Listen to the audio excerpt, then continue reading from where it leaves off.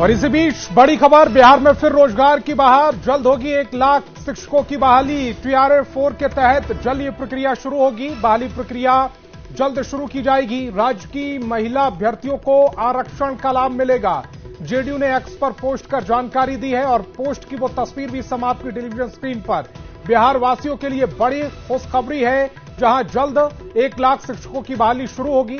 TRA-4 के तहत जल्द ये बहाली प्रक्रिया शुरू की जाएगी। राज्य की महिला अभ्यर्थियों को आरक्षण का लाभ मिलेगा। जेडीयू ने एक्स पर पोस्ट कर इसकी जानकारी दी है। बड़ी खबर इस समय आपकी टेलीविजन स्क्रीन पर, और रजनीश हमारे संवाददाता ज्यादा जानकारी के साथ फोनलाइन पर जुड़ रहे हैं।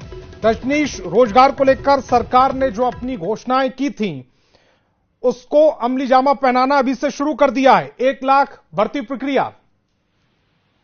बिल्कुल, देखिए लगातार इंतजार कर रहे हैं लाखों अभ्यर्थी की TRA-4 का विज्ञापन कब आएगा, कब बहाली शुरू होगी। तो निश्चित रूप से पहले से इशारा दे दिया गया सरकार की तरफ से, लेकिन अब ऑफिशियल जानकारी भी धीरे धीरे मिलने लगी है। और बता दें आपको, इससे पहले शिक्षा मंत्री ने भी कहा था और आज जेडीयू के जो ट्विटर हैंडल है उससे ये जानकारी दी गई है कि लगभग 1 लाख वैकेंसी TRA-4 में आएगी और इसको लेकर तैयारी शुरू हो गई है। जो महिला आरक्षण की बात कही गई थी, जो बिहार में लागू हुआ है फिलहाल, ये TRA-4 में आपको देखने को मिलेगा। यानी 35% जो आरक्षण का लाभ मिलेगा ये महिलाओं को सीधे मिलेगा TRA-4 में। और जो सीटों का कैलकुलेशन है उसकी प्रक्रिया भी शुरू हो गई है। तो 31 तारीख के बाद तमाम जो जिला शिक्षा पदाधिकारी हैं वो खाली पड़े हुए पद, वर्तमान टीचर्स की संख्या, स्टूडेंट और टीचर का रेशियो, और इसके साथ साथ जो हेडमास्टर और हेड टीचर के जो खाली हुए पद हैं उनको कैलकुलेट करते हुए शिक्षा विभाग को सूची भेजेगा जिला। उसके बाद जो है शिक्षा विभाग की तरफ से आयोग को रोस्टर जाएगा, तब जाकर ये विज्ञापन जारी होगा। यानी 15 अगस्त के बाद कभी भी TRA-4 का विज्ञापन जारी हो सकता है। जी, लेकिन इसका ख्याल रखना होगा क्योंकि इसी साल चुनाव है और ज्यादा वक्त बचा नहीं है, तो फिर जो आचार संहिता लगती है उससे पहले ये वैकेंसीज आनी होंगी और इसको ख्याल में रखते हुए जो विज्ञापन जारी करने की आप बात कर रहे हैं वो जारी होगा।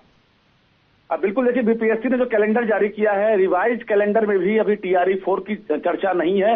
लेकिन जैसे ही शिक्षा विभाग रोस्टर भेजेगा वैकेंसी का, उसके बाद TRA-4 का जो कैलेंडर है वो उसमें इंक्लूड कर दिया जाएगा। तो कुल मिलाकर ये कहा जाए कि जो आचार संहिता है, मॉडल कोड ऑफ कंडक्ट से पहले हर हाल में विज्ञापन जारी होगा। लेकिन चुनाव से पहले अब एग्जाम संभव नहीं है, विज्ञापन जारी होगा और जो अभ्यर्थी है उन्हें तैयारी करने का मौका मिलेगा। चुनाव के बाद ये परीक्षा संभव दिख रहा है। जी रजनीश, चूंकि रोजगार बहुत बड़ा मुद्दा भी रहा है, विपक्ष लगातार इसको लेकर सरकार को घेर रहा था और सरकार ने अब अपनी मंशा जाहिर कर दी है कि रोजगार के जो मसला है, यानी कि युवाओं के भविष्य का जो मसला है, उसमें सरकार अब युवाओं के साथ है।